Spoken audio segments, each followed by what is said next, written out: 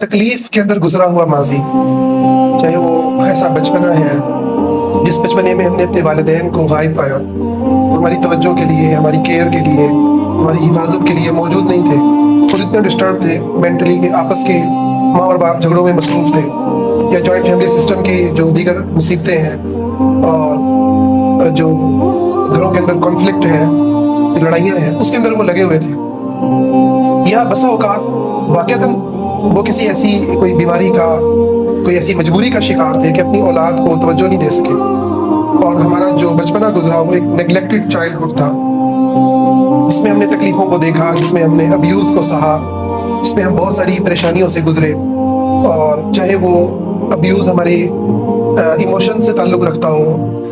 हमारे खाने पीने माली मामलात से ताल्लुक़ रखता हो, और या हमारे जिस्म से ताल्लुक़ रखता हो, किसी को मारपीट का सामना करना पड़ा, सेक्सुअल अब्यूज़ हुआ, तो ये एक बड़ा पेनफुल पास्ट होता है जो ख़ास करके वो जनरेशन जो आज 30-40 के अंदर है वो गुजार कर आई है। सोसाइटी बिल्कुल अनसेफ सोसाइटी है। अब तो पेरेंट्स के अंदर और सोसाइटी में थोड़ा शऊर बेहतर हुआ है, लेकिन आज भी देहातों के और जो हमारे वो इलाके हैं कि जहाँ पर अवेयरनेस का वो लेवल नहीं है, मैच्योरिटी का वो लेवल नहीं है, वहाँ पर तकरीबन यही मामला चल रहे हैं। तो जब हम इन तकलीफ़ों के अंदर जीते हैं और तकलीफ़ों को ही सुनते हैं, अम्मा फिर मतलब अच्छे दिन भी आ जाए ना, तो वो तकलीफ़ में गुजरे हुए जो दिन होते हैं ना, वो ऐसे उसको कहना चाहिए कि मनहूस दिन होते हैं। अल्लाह ताला रहम करे। मनहूस असल में हमने बना दिए, अल्लाह ने तो नहीं बनाए, अल्लाह ने तो हर तकलीफ़ पर अजर रखा है और उसका हमें हल बताया, लेकिन हम चूँकि खुद अपनी नौसत का शिकार होते हैं और हिम्मत और फैसला करने की ताकत हमें नहीं होती, खड़े होने की ताकत नहीं होती, जुल्म को रोकने की हम में सकत नहीं होती,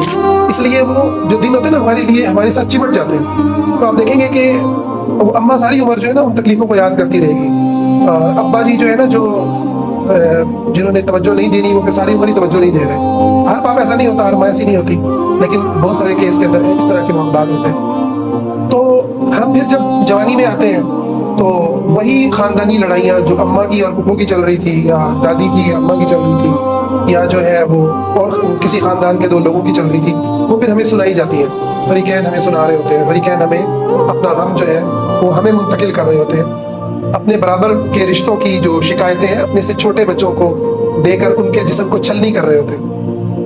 तो यूं करते करते करते हम जवानी के अमल में आ जाते हैं, और फिर शादियाँ हो जाती हैं, और फिर हमारे आगे मजीद बच्चे हो जाते हैं।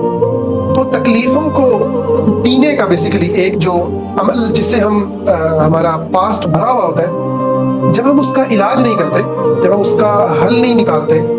जब हम उसको देखते नहीं हैं कि वो क्या था क्या हुआ, और हम किसी थेरेपिस्ट के साथ, किसी आलिम के साथ और किसी अल्लाह वाले के साथ बैठकर उन चीज़ों को शेयर नहीं करते, अपने अपने बोझ को हल्का नहीं करते, कुरान को पढ़ते हुए हम उस तरह से कनेक्ट होकर कुरान से अपने आप को, अपने वजन को हम नहीं उतारते, तो नतीजा क्या निकलता है कि हम फिर उस तकलीफ के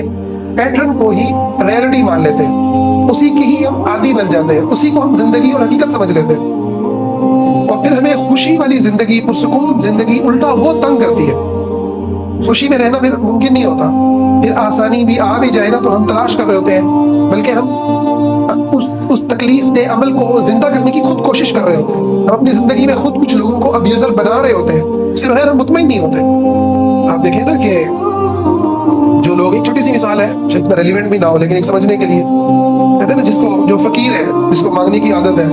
आपने कई लोगों के बारे में सुना होगा, अब वो अमीर हो जाए, उसके बच्चे डॉक्टर बन गए, बहुत अच्छा जो है ना कमाने लग गए,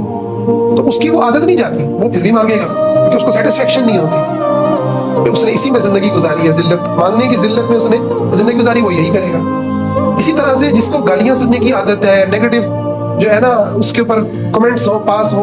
उस पर तबसरे हो, उसकी शक्लों पर, शक्ल सूरत पर बात की जाए,